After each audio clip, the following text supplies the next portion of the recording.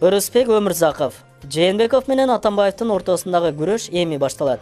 Президент Сооронбай Жээнбеков Коопсуздук кеңешинин жыйынында Кыргызстан Transparency International уюмунун коррупциянын деңгээли боюнча рейтингинде өйдө көтөрүлө албай жаткандыгын, буга укук коргоо, фискалдык органдар жана сот бийлиги күнөөлүү экендигин билдирди. Ошондуктан коррупцияга каршы күрөштү күчөтүү талабын койду. Өлкө башчысынын айтканы аткарылабы? Бул убадалардын өтөсүнө чыга алабы? Президент Сооронбай Жээнбеков Коопсуздук кеңешинде сот, прокуратура, укук коргоо органдарындагы коррупцияны ооздуктоо боюнча катуу чараларды көрө турганын айтты.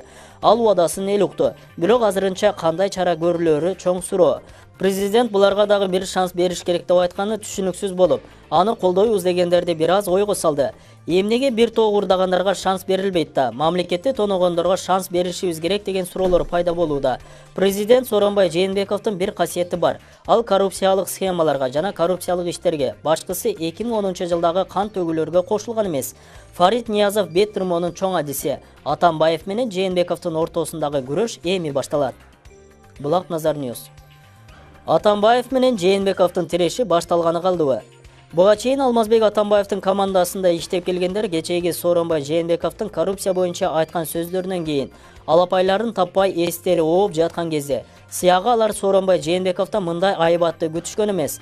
Эми УКМК башчысы Абдил Сегизбаев, башкы прокурор Индира Жолдубаева, жогорку соттун төрайымы Айнаш Токбаеванын тагдыры чечилгени турат. Убагында ат аталган бул жетекчилер экс-президент Алмазбек Атамбаевдин бийлигине чоң салым кошушкан.